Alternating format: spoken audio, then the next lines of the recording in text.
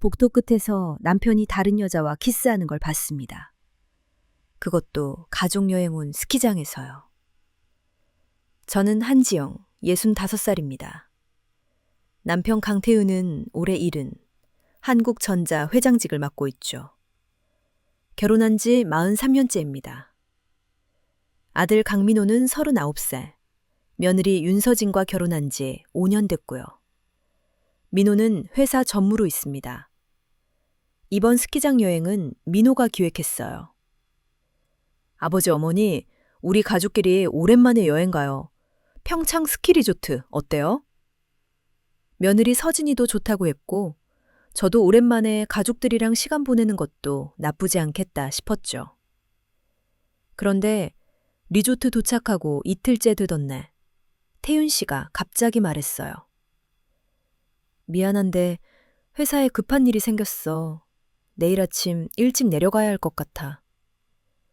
민호가 대신 처리하겠다고 했지만 태윤 씨는 고개를 저었습니다. 아니다. 회장이 직접 나서야 할 일이야. 너희들은 계속 즐기고 있어. 다음 날 새벽, 태윤 씨는 짐을 챙겨 떠났습니다.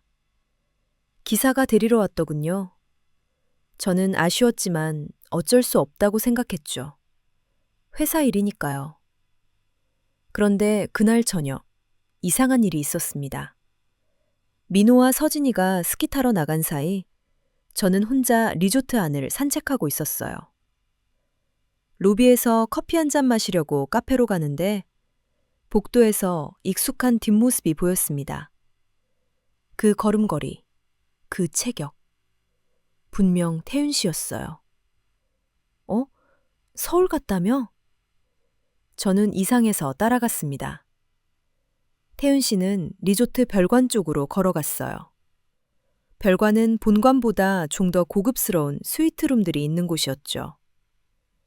태윤 씨는 3층 복도로 올라갔고 저도 조심스럽게 뒤를 밟았습니다. 그리고 복도 모퉁이에서 봤습니다. 한 여자가 방문을 열고 나왔어요. 30대 중반쯤 되어 보이는 긴 생머리에 날씬한 몸매의 여자였습니다. 흰색 니트 원피스를 입고 있었죠. 여자가 태윤 씨를 보자 환하게 웃었어요. 그리고 태윤 씨가 그 여자를 끌어안더니 입술을 맞췄습니다. 심장이 멎는 줄 알았습니다. 저는 그 자리에 얼어붙었어요. 태윤 씨와 여자는 방 안으로 들어갔고 문이 닫혔습니다. 307호였습니다. 다리가 후들거렸지만 꾹 참았어요. 뭔가 확인해야 했으니까요. 저는 1층 프론트로 내려갔습니다. 저기요, 혹시 307호 투숙객이 누군지 알 수 있을까요? 죄송합니다만 개인정보라서. 제가 한국전자 회장 부인입니다. 남편이 거기 있는 것 같은데 확인 좀 하려고요. 프런트 직원이 당황하면서도 컴퓨터를 확인했습니다. 아, 307호는 김미나 씨 명의로 예약되어 있습니다. 김미나.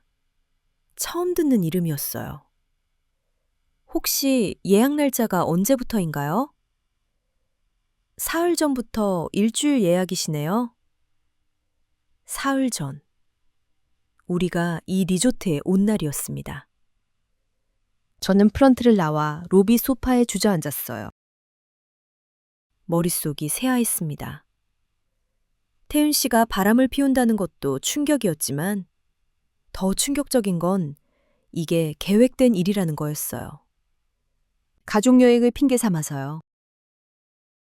그때 핸드폰이 울렸습니다. 민호였어요. 엄마, 어디세요? 저녁 먹으러 가려고 하는데. 지금 간다. 저는 아무렇지 않은 척 아들 부부와 저녁을 먹었습니다. 하지만 음식이 목으로 넘어가지 않았어요. 민호와 서진이는 신나게 스키 이야기를 했지만 하나도 귀에 들어오지 않았죠. 그날 밤 방에 돌아와서도 잠이 오지 않았습니다. 태윤 씨한테 전화를 걸까 수십 번 고민했어요. 하지만 참았습니다. 일단 더 알아봐야겠다는 생각이 들었거든요. 다음 날 아침, 저는 일찍 일어나 별관 로비에 앉아 있었습니다. 307호를 지켜보기 위해서였죠. 1시간쯤 지났을까요? 엘리베이터에서 그 여자가 내려왔습니다. 혼자였어요. 운동복 차림이었죠. 여자는 리조트 피트니스 센터로 향했습니다. 저도 뒤따라갔어요. 여자는 러닝머신에서 뛰기 시작했고, 저는 옆 기구에서 운동하는 척하며 관찰했습니다.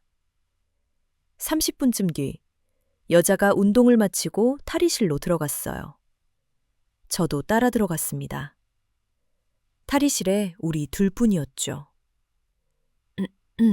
저기요? 제가 말을 걸었습니다. 여자가 돌아봤어요. 가까이서 보니 더 젊어 보였습니다. 화장기 없는 얼굴이 깨끗했어요. 혹시 강태윤 회장님 아세요? 여자의 표정이 순간 굳었습니다. 하지만 금방 미소를 지었죠. 아, 네, 알죠. 한국전자 회장님이시잖아요. 저 강태은 부인입니다. 여자의 얼굴이 창백해졌어요. 어제 307호에서 남편이랑 키스하시는 거 봤어요. 저는 변명은 듣고 싶지 않아요. 대신 묻고 싶은 게 있어요. 언제부터였어요? 그리고 왜 하필 우리 가족여행 때 여기 온 거예요? 여자는 한동안 말이 없었습니다. 그러다 한숨을 쉬더니 말했어요. 6개월 전부터였어요. 회장님이 저한테 먼저 접근하셨어요. 어디서 만났는데요? 클럽이요. 강남 클럽에서. 클럽이라니. 70살 먹은 사람이 클럽을요? 회장님이 자주 오셨어요. 젊은 사람들 사이에서 술 드시고 노시는 거 좋아하시더라고요. 저한테 명함 주시면서 연락하래서 처음엔 그냥 밥 한 번 먹자는 거였는데 점점 자주 만나게 됐고 그래서 돈 받아요? 여자가 고개를 끄덕였습니다. 네, 한 달에 1,000만 원씩. 1,000만 원. 1년이면 1억 2천만 원이었습니다. 그럼 이번 여행도 회장님이 계획한 거예요? 네. 가족들이랑 같은 리조트에 있으면 스릴 있을 것 같대요. 그래서 별관에 방 잡으라고 하셨어요. 저는 구역질이 났습니다. 스릴이라니. 가족을 뭘로 보는 건지. 이름이 김미나라고 했죠? 뭐 하는 사람이에요? 그냥 백수예요. 원래는 작은 카페 운영했었는데 망했어요. 가족은? 동생 하나 있어요.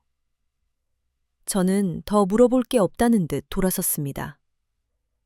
부인님! 여자가 불렀어요. 죄송해요.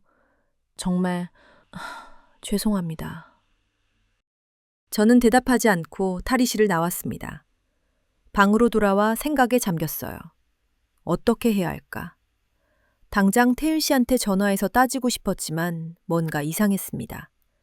너무 쉽게 인정한 것 같았거든요. 김미나라는 여자가요. 그날 오후 저는 다시 별관으로 갔습니다. 307호 복도에서 기다렸어요.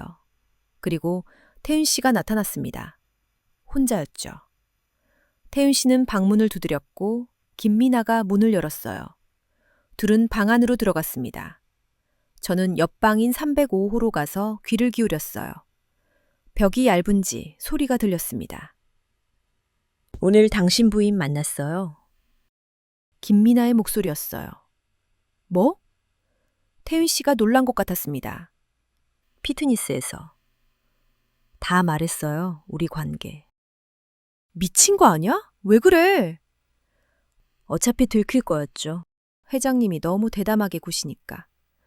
가족이랑 같은 리조트에 오자고 하시는 거 보고 알았어요. 이거 오래 못 간다는 거. 그래도 그렇지. 네가 직접. 어차피 끝낼 거였어요. 저 이제 지쳤거든요. 6개월 동안 받은 돈이면 충분해요.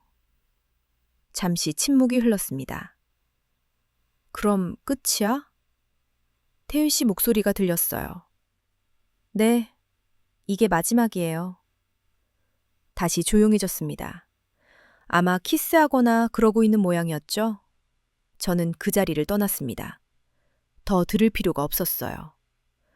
방으로 돌아와서 생각했습니다.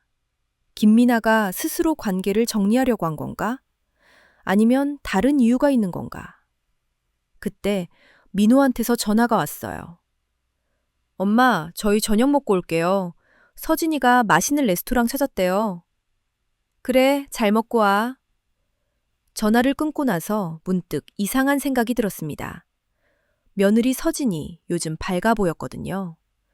결혼 초반엔 좀 어두운 구석이 있었는데 최근 몇 달 사이 확 달라졌어요.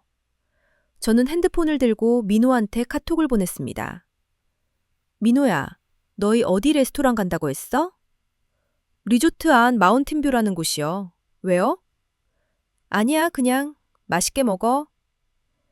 저는 리조트 지도를 찾아봤어요. 마운틴뷰는 본관 2층에 있었습니다. 별관과는 꽤 거리가 있었죠. 갑자기 확인하고 싶은 게 생겼습니다. 저는 별관으로 갔어요. 307호 앞에 섰습니다. 노크했죠. 문이 열렸습니다. 김미나였어요. 놀란 표정이었습니다. 부인님? 들어가도 될까요? 아, 지금은 강태윤은 없죠? 아까 나가는 거 봤어요.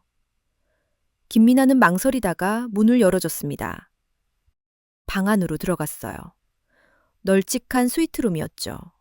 거실과 침실이 분리되어 있었습니다. 앉으세요. 김미나가 말했어요. 저는 소파에 앉았습니다. 김미나도 맞은편에 앉았죠. 오늘 아침에 한 말 거짓말이죠? 제가 물었습니다. 네? 클럽에서 만났다는 것도 6개월 전이라는 것도 다 거짓말이죠? 김미나의 얼굴이 굳었어요. 제가 왜 그런지 아세요? 너무 매끄러웠어요. 죄책감 하나 없이 술술 말하더라고요. 마치 준비된 대본 읽듯이. 김미나는 아무 말도 하지 않았습니다. 그리고 아까 옆방에서 대화 들었어요. 회장님한테 관계 끝내자고 말하는 거. 그것도 연극 같더라고요. 대체 뭘 원하시는 거예요? 김미나가 차갑게 물었습니다. 진실이요. 진짜 목적이 뭐예요? 김미나가 한숨을 쉬었습니다. 그리고 표정이 변했어요. 아까까지의 약간 겁먹은 듯한 모습이 사라지고 냉정하고 날카로운 눈빛이 드러났죠. 역시 바보가 아니시네요. 처음부터 계획이 있었죠. 강태윤한테 접근한 것도. 맞아요.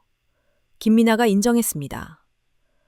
6개월 전이 아니라 1년 전부터예요. 제가 먼저 접근했죠. 왜요? 복수예요. 복수? 강민호 전무 아시죠? 당신 아들. 제 심장이 두근거리기 시작했습니다.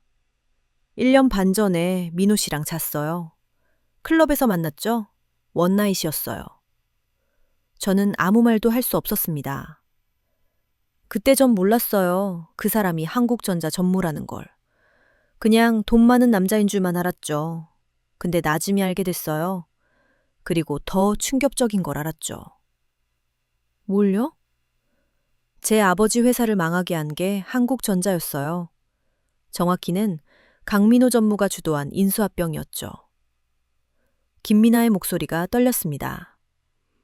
우리 아버지는 작은 부품회사를 운영하셨어요. 한국전자협력업체였죠.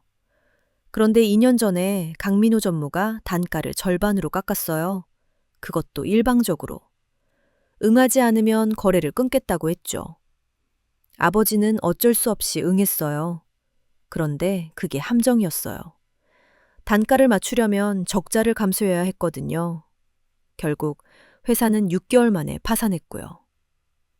그건 아버지는 그 충격으로 쓰러지셨어요. 뇌출혈이었죠. 지금도 병원에 계세요. 식물인간 상태로요. 어머니는 병원비 감당 못해서 매일 일하시고 저랑 동생은 빚더미에 앉았어요. 김미나가 눈물을 닦았습니다. 그러던 중에 클럽에서 강민호를 다시 만난 거예요. 그 사람은 저를 기억도 못 하더라고요. 그냥 그날 하루 재미로 잤던 여자 중 하나였으니까. 그때 깨달았어요. 이 사람들한테 우리 가족은 아무것도 아니었구나. 그냥 짓밟고 지나간 벌레 같은 존재였다는 걸. 저는 입술을 깨물었습니다. 그래서 계획을 세웠어요. 복수를요. 강민호한테 직접 복수하려니까 방법이 없더라고요. 그 사람 주변엔 경호원도 있고 접근하기가 힘들었어요. 그래서 아버지 쪽으로 돌렸죠. 강태훈 회장님. 그래서 회장님한테... 네. 회장님 동선을 1년 동안 파악했어요. 그 사람이 클럽에 자주 간다는 것도 알았고요. 젊은 여자들 좋아한다는 것도요. 그래서 접근했죠. 어렵지 않았어요. 회장님은 제 유혹에 쉽게 넘어왔거든요. 김미나가 냉소를 지었습니다. 6개월 동안 관계를 유지하면서 회장님한테서 정보를 캤어요. 회사 기밀, 비자금 계좌, 탈세 증거들. 회장님은 취하면 입이 가벼워지시더라고요. 다 녹음했어요. 그걸로 뭘 하려고? 언론에 제보하려고요. 한국전자를 박살내려고요. 저는 온몸이 얼어붙었습니다. 그런데 오늘 부인님을 보고 생각이 바뀌었어요. 뭐가요? 부인님도 피해자시겠구나 싶어서요. 이혼하실 거죠? 회장님이 바람 피운 거 알면. 저는 대답하지 않았습니다. 부인님한테 제안할게요. 저랑 손잡으시죠. 무슨 소리예요?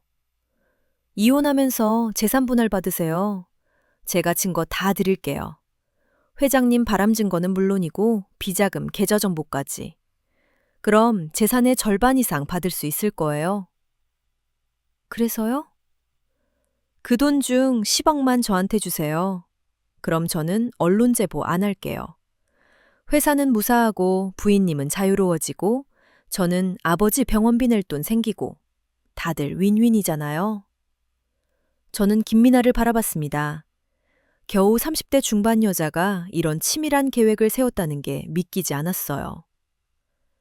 제 동생 얘기 아직 안 했죠? 김미나가 말했습니다. 동생요? 김수아, 28살이에요. 지금 당신 며느리 윤서진 옆에 있을 거예요. 뭐라고요? 제 동생은 3달 전부터 며느리님한테 접근했어요. 요가 학원에서 친해졌죠. 지금 둘도 없는 친구예요. 며느리님은 수아가 강민호 전무 원나잇 상대 동생이라는 건 꿈에도 모르겠죠. 저는 숨이 막혔습니다. 동생도 정보를 모으고 있어요. 며느리님한테서요. 강민호 전무 약점, 탈세 증거, 비리 정보들. 며느리님은 남편 자랑한다고 수아한테 다 말해요. 그러니까 선택하세요, 부인님. 저랑 손잡을 건지 아니면 가족 전체가 무너지는 걸 볼 건지. 저는 떨리는 손으로 핸드폰을 꺼냈습니다. 민호한테 전화할 거예요? 아니요. 저는 고개를 저었습니다. 다른 사람한테요. 누구요? 내 변호사요. 김미나가 미소 지었습니다. 현명한 선택이에요. 아니에요. 제가 말했습니다. 당신을 고소하려고요. 김미나의 미소가 사라졌습니다. 협박죄, 공갈죄, 그리고 저는 녹음 버튼을 눌렀던 핸드폰에 보여줬습니다. 모두 녹음했어요. 아까 들어올 때부터요. 김미나의 얼굴이 창백해졌습니다. 당신 계획이 치밀했던 건 인정해요. 하지만 한 가지 실수가 있었어요. 뭔데요? 너무 자신만만했다는 거요. 상대를 우습게 봤어요. 저는 자리에서 일어났습니다. 내가 40년 넘게 재벌가 안주인으로 살면서 뭘 했는지 아세요? 온갖 사람들 상대했어요. 당신 같은 사람도 수없이 봤고요. 접근해서 뭘 뜯어내려는 사람들.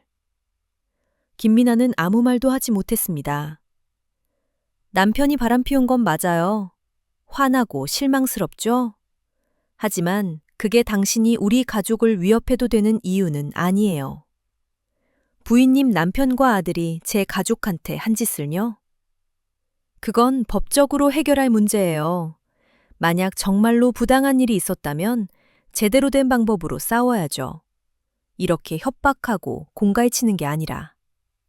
저는 문 쪽으로 걸어갔습니다. 한 가지 더. 뒤돌아보며 말했어요. 당신 동생 수아 씨 얘기는 고맙네요. 며느리한테 알려줘야겠어요. 누가 진짜 친구인지 아닌지. 방을 나왔습니다. 복도에서 걸으면서 핸드폰을 봤어요. 녹음 파일이 선명하게 저장돼 있었습니다. 사실 저는 거짓말을 했어요. 변호사한테 전화하려던 건 아니었습니다. 그냥 김미나를 협박하려고 한 말이었죠. 하지만 효과는 있었어요. 본관으로 돌아와 제 방에 들어갔습니다. 그리고 소파에 앉아 생각했어요. 김미나가 한 말들 중에 거짓말과 진실을 구분해야 했습니다. 민호가 정말로 그 여자 아버지 회사를 망하게 했을까요? 아니면 그것도 꾸며낸 이야기일까요? 그리고 태율 씨, 정말로 비자금 계좌가 있을까요? 탈세를 했을까요? 저는 핸드폰을 들고 민호한테 전화했습니다. 엄마, 왜요? 식사 잘하고 계세요? 민호야, 엄마가 물어볼 게 있어. 2년 전쯤에 인수합병한 회사 있지? 네? 갑자기 왜요? 부품회사, 작은 협력업체. 민호가 잠시 침묵하더니 말했습니다. 아, 그거요. 기억나요. 그런데 왜 갑자기? 그 회사 사장 어떻게 됐는지 알아? 잘 모르겠는데요. 회사가 어려워져서 문 닫았다는 건 알죠. 근데 그게 우리 잘못은 아니에요, 엄마. 사업이 원래 그런 거잖아요. 단가를 절반으로 깎았다며? 누가 그런 얘기 했어요? 민호의 목소리가 조심스러워졌습니다. 사실이야, 아니야? 엄마, 그건 시장 상황이 그랬어요. 중국산 부품이 싸게 들어오니까 우리도 가격 경쟁력을 맞춰야 했고, 협력업체들한테 단가 인하를 요청한 게 맞아요. 근데 그게 불법은 아니잖아요. 그래서 그 회사 사장이 쓰러졌다는 거 알아? 민호가 한참 동안 말이 없었습니다. 몰랐어요. 진짜 몰랐어요, 엄마. 그 사장 딸이 누군지 알아? 누군데요? 너 1년 반 전에 클럽에서 원나잇 한 여자. 기억나? 예? 민호의 목소리가 떨렸습니다. 엄마, 그게 무슨... 김미나. 그 여자야. 그리고 지금 네 아버지랑 바람 피우고 있어. 전화기 너머로 뭔가 떨어지는 소리가 났습니다. 민호가 당황한 것 같았어요. 아버지가 뭐라고요? 그것뿐이 아니야. 서진이 친구 수아라고 있지? 그 여자가 미나 동생이야. 둘이 짜고 우리 가족한테 접근한 거야. 이게 무슨... 지금 당장 서진이 데리고 방으로 와. 얘기해야 해. 전화를 끊었습니다. 30분쯤 지나서 민호와 서진이가 제 방으로 왔어요. 둘 다 불안한 표정이었죠. 엄마, 대체 무슨 일이에요? 민호가 물었습니다. 저는 처음부터 차근차근 설명했습니다. 태윤 씨가 바람핀 것, 김미나와의 관계, 그 여자의 복수 계획, 그리고 수아가 서진이한테 접근한 이유까지. 서진이는 듣는 내내 얼굴이 새하얘졌어요. 수아가 그럴 리 없어요. 우리 정말 친한 친군데. 서진아, 생각해봐. 수아가 너한테 회사 얘기 많이 물어보지 않았어? 서진이가 입술을 깨물었습니다. 그러고 보니 가끔 민호 오빠 일 얘기 물어봤어요. 저는 그냥 관심 있어서 그런 줄 알았는데. 뭐 얘기했어? 민호가 다급하게 물었습니다. 그냥 회사 프로젝트 얘기도 하고 오빠가 어떤 거래처랑 일하는지도 말했고. 서진이가 눈물을 글썽했어요. 어머님, 제가 바보같이 다 말해버린 거예요. 지금 중요한 건 그게 아니야. 제가 말했습니다. 중요한 건 우리가 어떻게 대응하느냐야. 경찰에 신고해야죠. 민호가 말했습니다. 그 전에 확인할 게 있어. 저는 민호를 똑바로 봤습니다. 민호야, 엄마한테 솔직하게 말해. 네가 그 회사 인수합병할 때 불법적인 거 없었지? 없어요, 엄마. 진짜로요. 저는 회사 방침대로 한 거예요. 단가 인하 요청도 정당한 거래였고. 그럼 네 아버지는? 비자금 계좌나 탈세 같은 거 있어? 민호가 시선을 피했습니다. 민호야. 잘 모르겠어요. 아버지 일은 제가 잘 몰라요. 안다는 거잖아, 그게. 민호가 한숨을 쉬었습니다. 몇 가지 있긴 있어요. 근데 엄마, 그 정도는 다른 기업들도 다 하는 거예요. 크게 문제될 건 아니에요. 언론에 나가면 문제가 되지. 그래서 어떻게 할 건데요, 엄마? 민호가 물었습니다. 김미나를 고소할 거예요? 저는 창밖을 봤습니다. 스키장에 불이 켜지고 있었어요. 밤이 되고 있었죠. 아직 모르겠어. 생각 좀 해봐야 할 것 같아. 엄마, 시간이 없어요. 저 여자가 언제 언론에 제보할지 모르잖아요. 그 여자도 바보가 아니야. 협박죄로 고소당할 거 뻔히 알면서 함부로 움직이지 않을 거야. 그럼요? 일단 네 아버지부터 불러야겠어. 저는 태윤 씨한테 전화했습니다.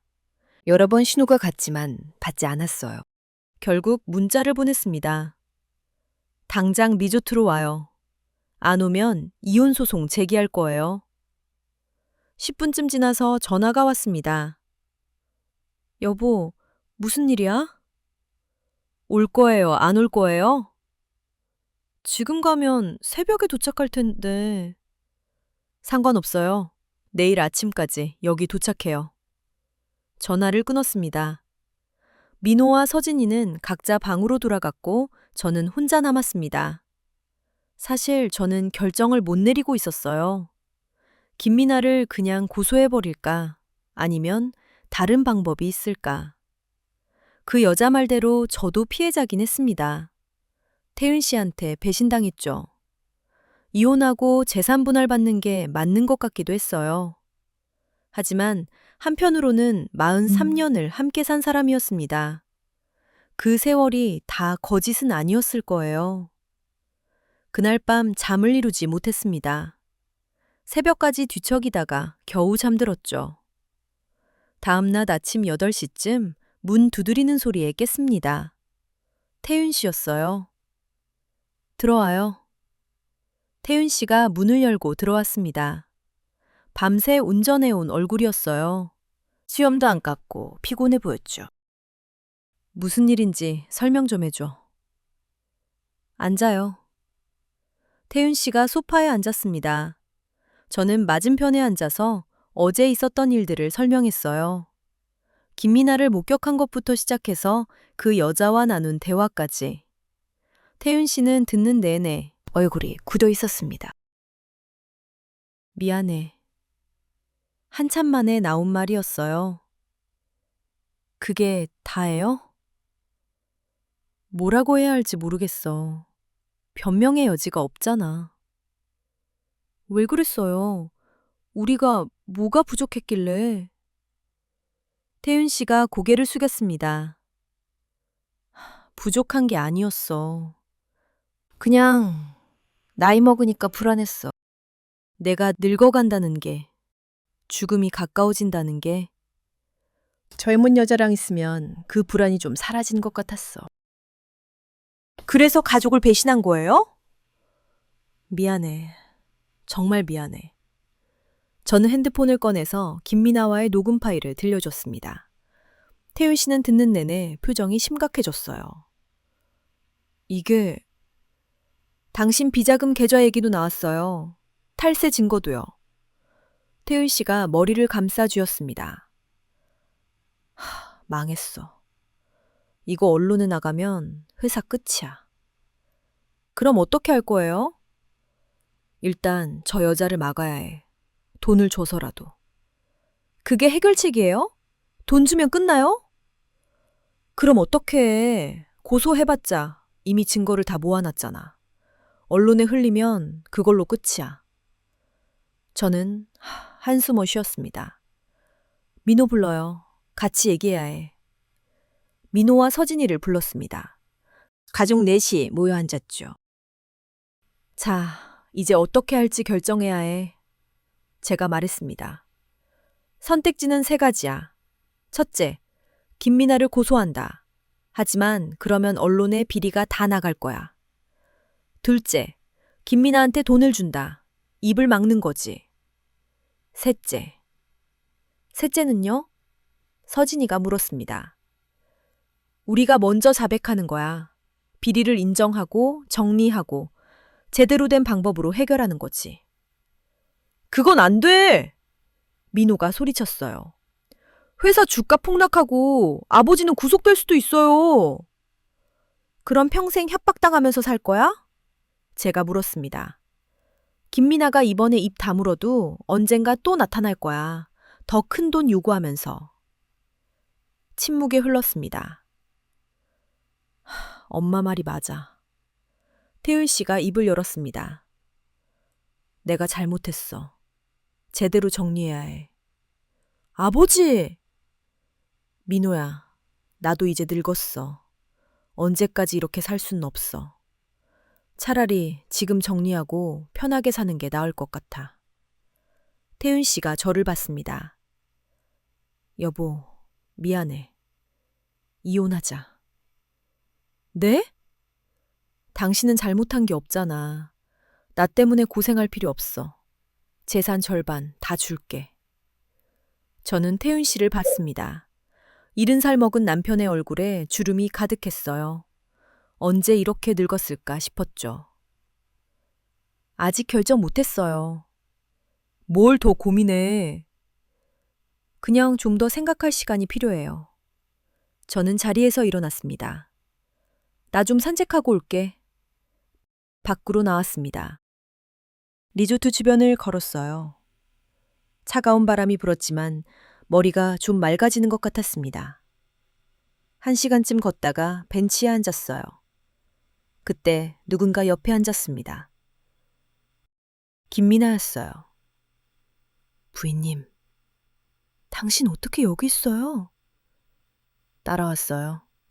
얘기 좀 하고 싶어서. 할 말 없어요. 들어만 주세요.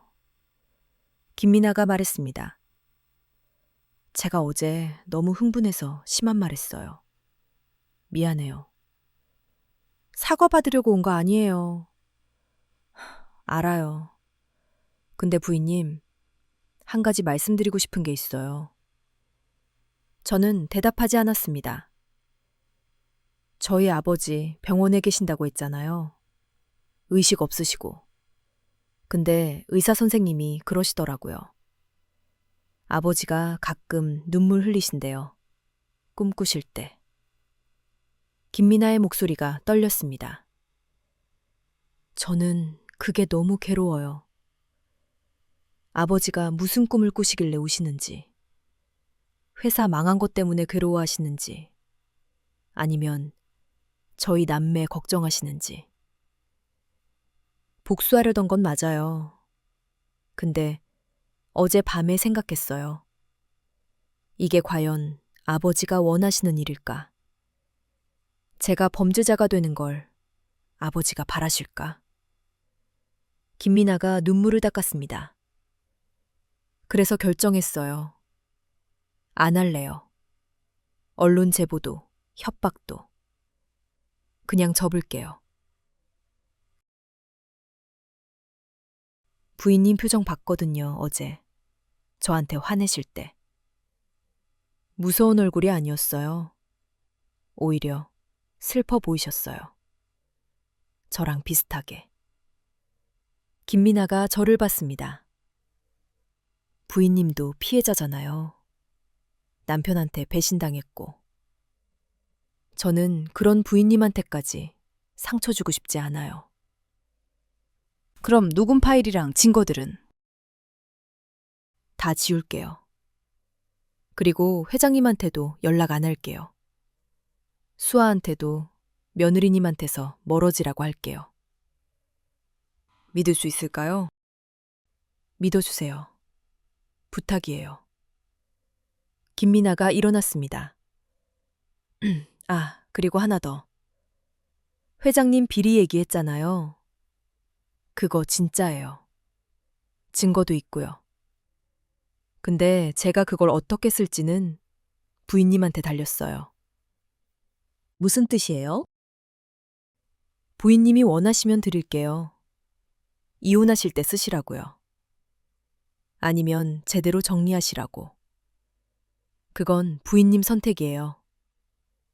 김미나가 봉투 하나를 건넸습니다. 여기 USB예요. 녹음 파일이랑 회장님 계좌 증거들 다 들어있어요. 부인님이 가지세요. 왜 이걸 저한테? 속죄예요. 제가 부인님한테 한 짓에 대한. 김미나가 걸어가기 시작했습니다. 잠깐만요. 제가 불렀어요. 김미나가 돌아봤습니다. 당신 아버지 병원비 얼마나 들어요? 한 달에 500만 원쯤이요. 왜요? 저는 지갑에서 명함을 꺼냈습니다. 여기 우리 회사 재단 담당자예요. 연락하세요. 의료비 지원 받을 수 있을 거예요. 부인님, 조건 있어요. 당신 동생이랑 다시는 내 가족한테 접근하지 마세요. 감사합니다. 김미나가 고개를 숙였습니다. 김미나가 떠나고 저는 벤치에 혼자 앉아 있었습니다. 손에 든 USB를 봤어요. 이걸로 뭘 해야 할까? 이혼을 할까 말까? 한참을 고민하다가 결정했습니다. 숙소로 돌아와서 태윤 씨를 불렀어요. 이거 봐요. USB를 건넸습니다. 뭔데? 당신 비리 증거예요. 김미나가 준 거예요. 태윤 씨의 얼굴이 굳었습니다. 이걸 어떻게 할 건지는 아직 모르겠어요. 근데 한 가지는 확실해요. 뭔데? 우리 그동안 잘못 살아왔어요. 당신도, 민호도, 나도. 돈만 쫓아가면서 다른 사람들 짓밟고. 여보, 이제 바꿔요. 제대로 살아요. 안 그러면 진짜 이혼할 거예요. 태윤 씨가 고개를 끄덕였습니다. 알았어. 고치겠어. 그리고 당신 바람. 미안해. 다시는 안 그럴게. 한 번만 더 그러면 그때는 용서 없어요. 알았어. 저는 창밖을 봤습니다. 눈이 내리고 있었어요. 23년 전 태윤 씨랑 처음 만났을 때가 생각났습니다. 둘 다 배우자를 잃고 외로워하던 때였죠. 서로 기대면서 살아왔는데 언제부터 이렇게 멀어진 걸까요? 여보, 태윤 씨가 말했습니다. 우리 다시 시작할 수 있을까? 모르겠어요. 근데 한번 해보죠, 뭐. 태윤 씨가 제 손을 잡았습니다. 주름 가득한 손이었지만 따뜻했어요. 그날 오후 우리 가족은 짐을 싸서 서울로 돌아왔습니다. 돌아오는 차 안에서 민호한테 말했어요. 민호야, 네가 망하게 한 회사들 리스트 만들어봐. 왜요? 보상해 줄 거야. 부당하게 계약 끊거나 단가 깎아서 피해본 업체들. 엄마, 그거 다 하려면 돈이 얼마나... 돈이 문제가 아니야. 양심 문제지. 민호가 한숨을 쉬었습니다. 알겠어요. 서진이도 말했어요. 저도 수아한테 연락 끊을게요. 어머님 말씀이 맞아요. 제가 너무 순진했어요. 서진아, 네 잘못 아니야. 나쁜 건 저쪽이지. 가족들과 함께 차를 타고 가면서 생각했습니다. 우리는 변할 수 있을까? 아니면 또 예전으로 돌아갈까? 모르겠습니다. 하지만 적어도 시도는 해볼 가치가 있을 것 같았어요. 집에 도착해서 짐을 풀었습니다. 그리고 태윤 씨 서재로 갔어요. USB 여기 있어요. 책상 위에 놓았습니다. 이걸로 뭘 할 건데? 당신이 결정해요. 스스로 자수할 건지, 조용히 정리할 건지. 근데 어떤 선택을 하든 제대로 하세요. 더 이상 뒤에서 꼼수 쓰지 말고. 알았어. 저는 당신 결정을 지켜볼게요. 그리고 그 결과에 따라서 이혼 여부를 결정할게요. 태윤 씨가 고개를 끄덕였습니다. 방으로 돌아와 침대에 누웠어요. 몸이 천근만근이었습니다. 핸드폰을 봤습니다. 김미나한테서 문자가 와 있었어요. 부인님, 감사합니다. 재단 연락 받았어요. 아버지 치료 계속할 수 있을 것 같아요. 정말 감사합니다. 부인님, 행복하세요. 저는 답장을 보내지 않았습니다. 그냥 문자를 읽고 폰을 내려놓았죠. 창밖을 봤어요. 서울 야경이 반짝이고 있었습니다. 65의 새로운 시작이라니. 늦은 걸까요? 아니면 아직 늦지 않은 걸까요? 모르겠습니다. 하지만 한 가지는 확실했어요. 이번에는 제대로 살고 싶다는 것. 그리고 그럴 자격이 있다는 것. 일주일이 지났습니다. 태윤 씨가 자수를 결정했어요. 검찰에 비리 증거를 제출하고 조사를 받기로 했죠. 당신 구속될 수도 있어요. 제가 말했습니다. 알아. 근데 이게 맞는 것 같아. 당신 말처럼 제대로 살려면 바보 같은 사람. 미안해 여보. 늦게 정신 차려서. 민호도 회사에서 보상 작업을 시작했어요. 부당하게 피해본 협력업체들한테 연락해서 보상금을 지급했죠. 김미나 아버지 회사도 당연히 포함됐고요. 그리고 한 달 뒤, 태윤 씨는 회장직에서 물러났습니다. 구속은 안 됐지만 벌금형을 받았죠. 언론에서 난리였어요. 한국전자 비리 스캔들이라고요. 하지만 우리는 거기에 흔들리지 않았습니다. 저는 이혼하지 않기로 결정했어요. 태윤 씨가 진심으로 뉘우치는 것 같았거든요. 그리고 지금 저는 태윤 씨랑 작은 카페를 하나 열었습니다. 조용한 동네에 있는 작은 카페예요. 두 사람이 운영하기 딱 좋은 크기죠.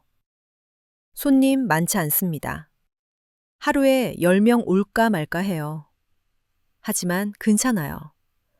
우리한테 필요한 건 돈이 아니라 평화니까요. 오늘도 카페 문을 열었습니다. 첫 손님이 들어왔어요. 젊은 여자였습니다. 낯익은 얼굴이었죠. 미나 씨? 안녕하세요, 부인님. 김미나가 미소 지었습니다. 근처 지나가다가 카페 간판 보고 들렀어요. 어머, 앉아요. 김미나가 자리에 앉았습니다. 커피 뭐 드릴까요? 아메리카노요. 커피를 내려서 건넸습니다. 요즘 어떻게 지내요? 제가 물었습니다. 괜찮아요. 작은 회사에 취직했어요. 격리일하고 있어요. 동생은? 수아도 잘 지내요. 대학원 준비하고 있어요. 잘 됐네요. 아버지는... 김미나가 잠시 말을 멈췄습니다. 아직 깨어나시진 못했어요. 근데 재단 지원 덕분에 계속 치료받고 계세요. 감사해요. 다행이네요. 우리는 한동안 말없이 커피를 마셨습니다. 부인님, 김미나가 입을 열었어요. 제가 그때 한 짓 정말 미안해요. 이제 그 얘기 그만해요. 다 지난 일이에요. 근데 궁금한 게 있어요. 왜 저한테 도움을 주신 거예요? 저 부인님한테 그렇게 심한 짓 했는데. 저는 창밖을 봤습니다. 글쎄요. 아마도 당신한테서 젊은 시절에 나를 봤나 봐요. 예? 나도 한때는 가난했어요. 첫 남편 만나기 전에는요. 부자랑 결혼해서 편하게 살게 됐지만 그전에는 정말 힘들었죠. 매일 알바 3개씩 뛰면서 살았어요. 김미나가 놀란 표정으로 저를 봤습니다. 그래서 당신 마음 조금은 이해했어요. 절박함. 뭐든 해서라도 살아남아야 한다는 그 심정. 부인님, 물론 당신이 한 짓이 정당화되는 건 아니에요. 하지만 완전히 나쁜 사람은 아니라고 생각했어요. 그냥 길을 잘못 든 거죠. 저는 커피를 한 모금 마셨습니다. 그리고 복수는 아무도 행복하게 못 만들어요. 나도 남편한테 복수할 수 있었어요. 이혼하고 재산 다 뜯어가고. 근데 그게 뭐가 남겠어요? 결국 다 허무하잖아요. 김미나가 고개를 끄덕였습니다. 부인님 말씀 맞아요. 저도 요즘 많이 생각해요. 만약 그때 계획대로 했으면 어땠을까? 부인님 가족 망하게 하고 제가 범죄자 되고. 그게 아버지가 원하시던 건 아닐 거예요. 당신은 좋은 딸이에요. 아버지 걱정하는 마음 보니까 알겠더라고요. 감사해요, 부인님. 김미나가 커피를 다 마시고 일어났습니다. 자주 올게요. 여기 커피 맛있어요. 언제든지 와요. 김미나가 카페를 나갔습니다. 저는 그 뒷모습을 보면서 생각했어요. 사람은 변할 수 있구나. 나도, 태윤 씨도, 민호도, 그리고 저 아이도. 그날 저녁 집에 돌아왔습니다. 태윤 씨가 저녁을 차리고 있었어요. 어? 오늘 당신이 요리해? 응, 김치찌개 끓였어. 오, 신기하네. 함께 식탁에 앉아 저녁을 먹었습니다. 예전처럼 넓은 식탁이 아니라 작은 2인용 테이블이었지만 더 따뜻한 느낌이었어요. 여보, 태윤 씨가 말했습니다. 응? 행복해? 뭔가 이상한 질문인데? 아니, 진짜 궁금해서. 예전처럼 큰 집도 없고 명품도 못 사고 이렇게 소박하게 사는데 행복한가 싶어서. 저는 잠시 생각했습니다. 행복하진 않아요. 그래? 근데 평화로워요. 그게 더 좋은 것 같아요. 태율 씨가 웃었습니다. 그것도 맞네. 그리고 당신은 후회 안 해요? 회장 자리 내려놓은 거. 가끔은 후회돼, 솔직히. 근데 이게 맞는 것 같아. 욕심 부리다가 다 잃을 뻔했잖아.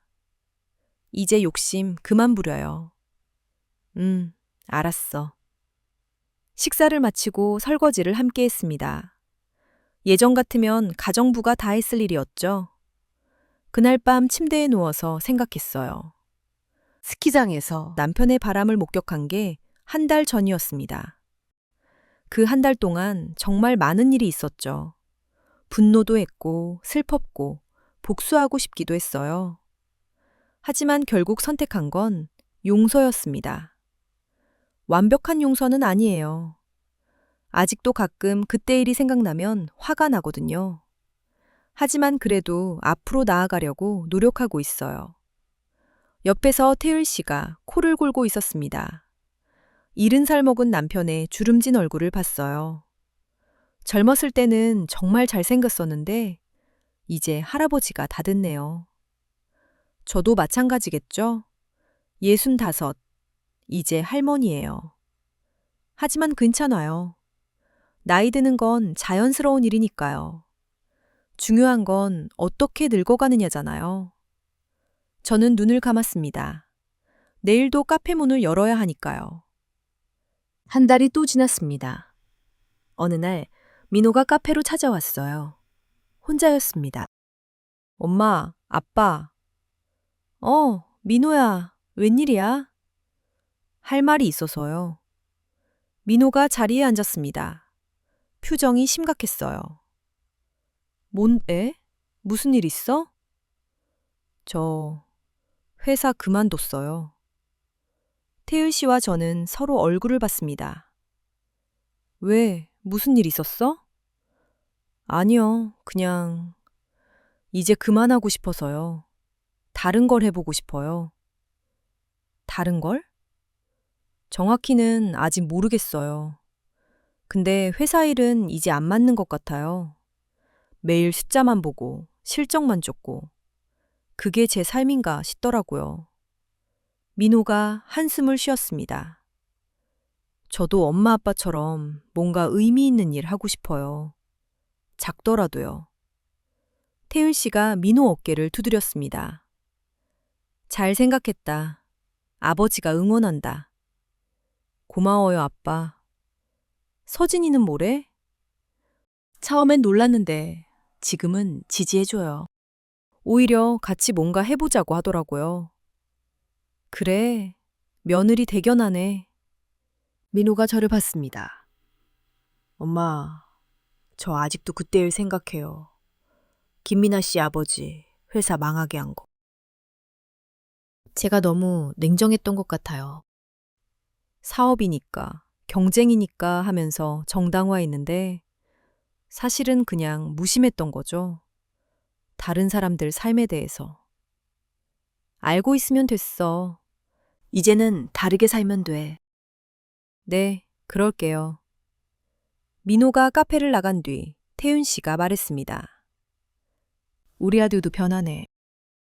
그러게요. 신기해요. 우리도 변했잖아. 그것도 그렇네요. 저는 웃었습니다. 이상하죠?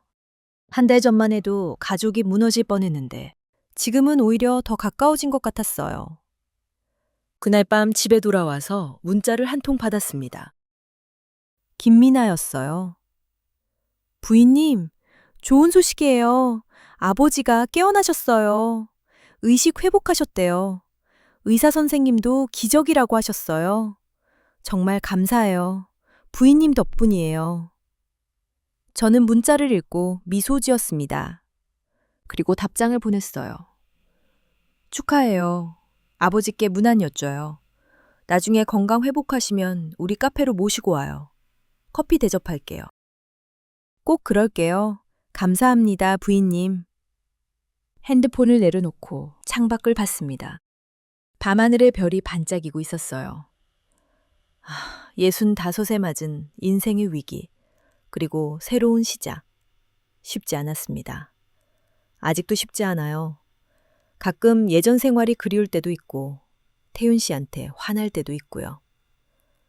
하지만 후회하진 않아요. 이게 진짜 사는 거구나 싶거든요. 돈 많고, 명품 입고, 큰 집에 사는 게 아니라, 진심으로 서로를 대하고, 잘못을 인정하고, 용서하고, 그게 진짜 부자인 것 같아요. 3개월 후, 카페가 제법 손님이 늘었습니다. 입소문이 난 모양이에요. 사장님이 친절하고 커피가 맛있다고요. 어느 날 김미나가 아버지를 모시고 왔습니다. 휠체어에 앉아 계셨지만 표정은 밝으셨어요. 안녕하세요. 저는 인사했습니다. 감사합니다, 사모님. 김미나 아버지가 말씀하셨어요. 목소리가 약했지만 또렷했죠. 딸한테 다 들었습니다. 많이 도와주셨다고요? 아니에요. 당연히 해야 할 일이었어요. 제가 회사 경영 못해서 딸이 고생했습니다. 미안한 마음뿐입니다. 이제 건강 회복하시면 돼요. 그게 제일 중요하죠.